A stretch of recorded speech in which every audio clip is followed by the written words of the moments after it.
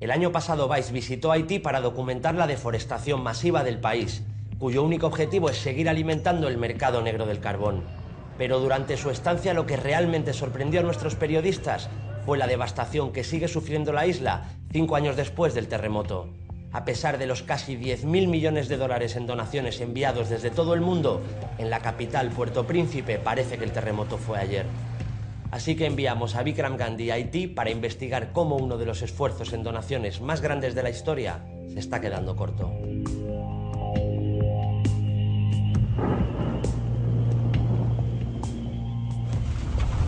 Un terremoto de magnitud 7 sacudió Haití en enero de 2010.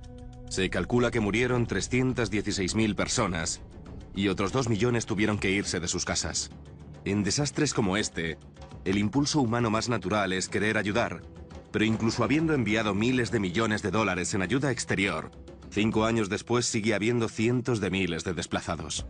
El coordinador del campamento Delmas 33 nos mostró sus condiciones de vida. Esta es una ciudad de tiendas de campaña que lleva existiendo 4 años y medio. Y vamos a ver cómo es ser un refugiado del terremoto. ¿De qué están hechas estas casas? Estas casas están hechas con plásticos. Cuando llueve hay muchas en las que entra el agua. En un huracán se destruyeron todas. ¿Alguien tiene electricidad, fontanería o agua corriente? No, no hay electricidad. Un camión nos trae agua. La comunidad internacional no nos ayuda con esto. Cuando se mudó aquí, ¿cuánto tiempo creía que iba a estar? Pensé que no pasaría más de un año aquí. Ahora parece que estaré para siempre. Lo peor de que 10.000 millones de dólares no dieran a estos supervivientes alojamiento a largo plazo, electricidad o agua potable, es que ni siquiera les dio un retrete funcional. Esta es la realidad del saneamiento haitiano. Así que lo inevitable es que los residuos humanos lleguen al suministro de agua. No es solo asqueroso, es posiblemente letal. De hecho, Haití sufrió un año después del terremoto la mayor epidemia moderna de cólera. Fue transmitida por los colaboradores humanitarios de la ONU, ya que sus residuos contaminaron los suministros de agua de la zona. Se infectaron 700.000 personas y fallecieron casi 9.000. Y el doctor Jean Papé nos enseñó que siguen apareciendo casos de esta infección que se pueden prevenir fácilmente. ¿Qué relación tiene el contagio del cólera con la falta de instalaciones de saneamiento? Pues mucha. Básicamente, en un sitio donde no tienes letrinas adecuadas, donde la gente no tiene agua con la que lavarse las manos, son las condiciones ideales para el cólera. Como parece que la ayuda humanitaria para Puerto Príncipe ha sido despilfarrada, hablamos con Jake Johnston, cuya investigación sobre los fondos humanitarios de Haití le convierten en el mayor investigador del flujo de ese dinero. Después del terremoto, millones de estadounidenses empezaron a hacer donaciones a Haití. ¿Dónde ha ido ese dinero? Los donativos privados se emplean en respuesta de urgencia, limpiar escombros, agua limpia, sanidad básica, ayuda alimentaria. La ayuda para el desarrollo viene principalmente de gobiernos donantes. El gobierno estadounidense y los líderes de los bancos de desarrollo tenían el eslogan «Una mejor reconstrucción». Era una oportunidad con 10.000 millones de dólares. Y la pregunta es, ¿dónde ha ido ese dinero? Entonces entramos en un laberinto. El gobierno destina dinero al USAID. Luego, el USAID contrata a otras organizaciones con y sin ánimo de lucro que implementan estos programas sobre el terreno. Por cada dólar que gasta el USAID, llega menos de un centavo a cualquier organización, empresa o gobierno haitiano. En vez de dar dinero a las empresas locales, importaron cosas, cemento, expertos extranjeros, hasta las empresas de construcción para construir. Poco después del terremoto había un ambicioso programa de viviendas para construir 15.000 casas que costarían unos 53 millones de dólares. El coste se infló a 93 millones y en vez de 15.000 casas se construyeron 2.600. Y al mismo tiempo, la embajada estadounidense hizo un contrato de 70 millones de dólares para construir casas con piscina para su personal. Esa es la diferencia entre cómo creemos que llega la ayuda a los más necesitados y cómo funciona nuestro sistema. Y mientras construíamos casas para los nuestros, no parecía que se construyeran tantas para los supervivientes. Como los planes de la exposición de viviendas de Sorange, uno de los primeros proyectos de reconstrucción, presidido por Bill Clinton y por la Comisión Provisional de Recuperación de Haití. La idea era que Sorange sería una exposición de $2.400.000 en la que las empresas internacionales competirían para vender sus prototipos y hacerse con el contrato para fabricarlos en masa. Detrás de mí tengo casas piloto. Ninguna tiene fontanería, electricidad ni agua potable. Pero lo que pasó tras la exposición es que la gente vino aquí, ocuparon estas casas y ahora se ha convertido en un pueblo. Camille Chalmers, una activista de las viviendas sostenibles, nos dio algunas pistas sobre lo viables que eran las casas. Esta parece una cabaña de madera que encontrarías en el Parque Nacional de Yellowstone. ¿Usted creía que era posible que fueran a construirlas en Haití? No. No, aquí la madera es muy cara. Tenemos una crisis en nuestra ecología, con nuestra producción de madera. ¿Qué le parece esta? No, esa es horrible. Esta es una de mis favoritas. Parece que hubiera salido de la época colonial de Estados Unidos. Es interesante, pero no sé si esa casa podría resistir un ciclón. ¿Me está diciendo que no hablaron con haitianos antes de venir aquí e intentar vender estas casas? No, tenían prisa por presentar un modelo y ganar dinero. Esa casa parece de hippies. Sí, ¿verdad? Es espectacular, en serio.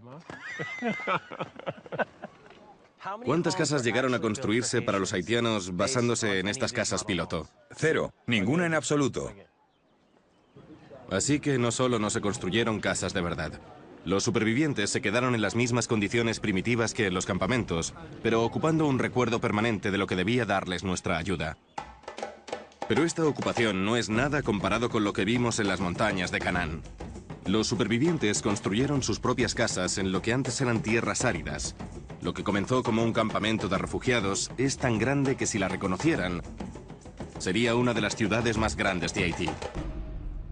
Este emplazamiento ha surgido en los últimos 4 años. Supuestamente iba a ser provisional, pero pronto se convirtió en algo permanente. Y como nos enseñó Reynel Sanon, el organizador de la comunidad, estas personas fueron abandonadas a su suerte.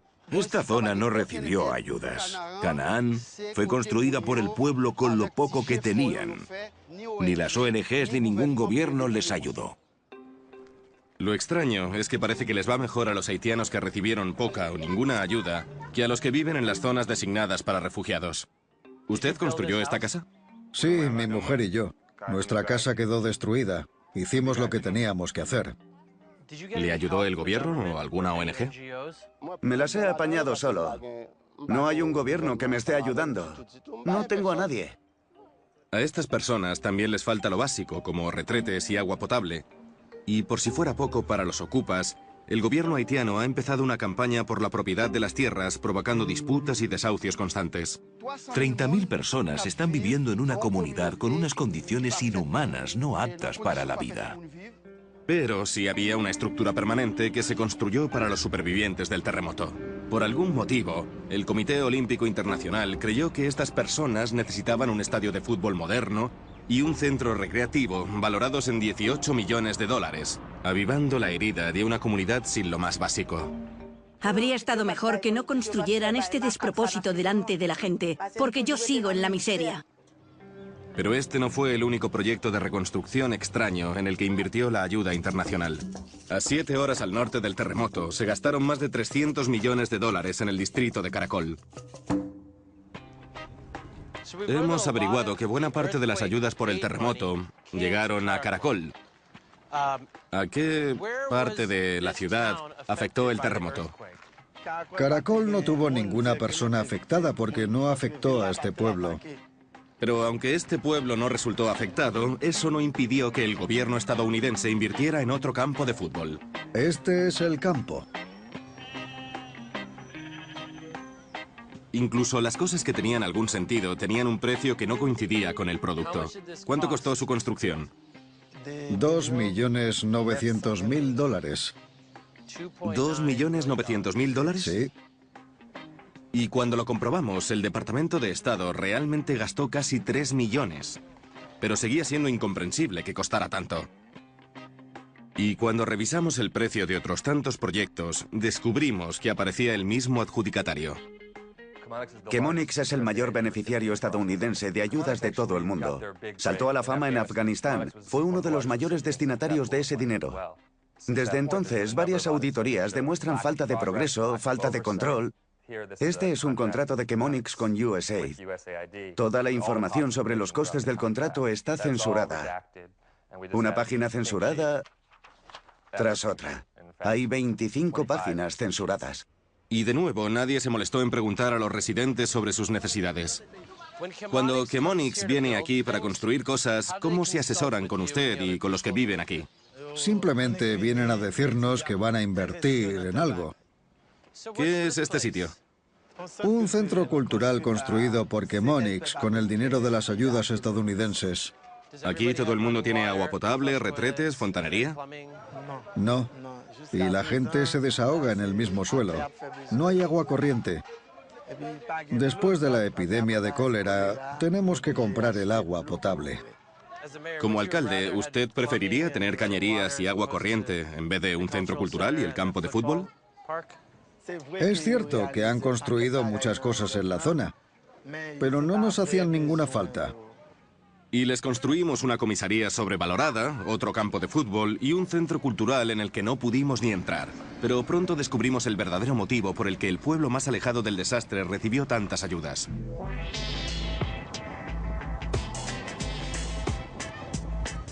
La verdadera inversión de la USAID son los más de 260 millones de dólares en el polígono industrial de Caracol, el mayor proyecto estadounidense tras el terremoto.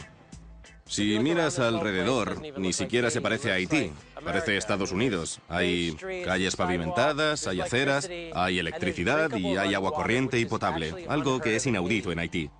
Por desgracia, solo da apenas el 10% de los trabajos que prometió, y su principal inquilino es una empresa surcoreana de confección de prendas de vestir que tiene mano de obra barata, beneficios fiscales y acceso al mercado estadounidense libre de impuestos. Y lo que es peor, ninguno de los empleados que vimos era superviviente del terremoto y el plan de este polígono se había preparado antes del desastre. La USAID rechazó ser entrevistada, pero sin embargo pudimos hablar con su ex vicepresidenta, Diana Allbaum, sobre los problemas que afectan a nuestro sistema humanitario. En un caso como el de Haití, creo que hay algunas cosas que impiden que la USAID haga lo que le gustaría hacer en un mundo perfecto.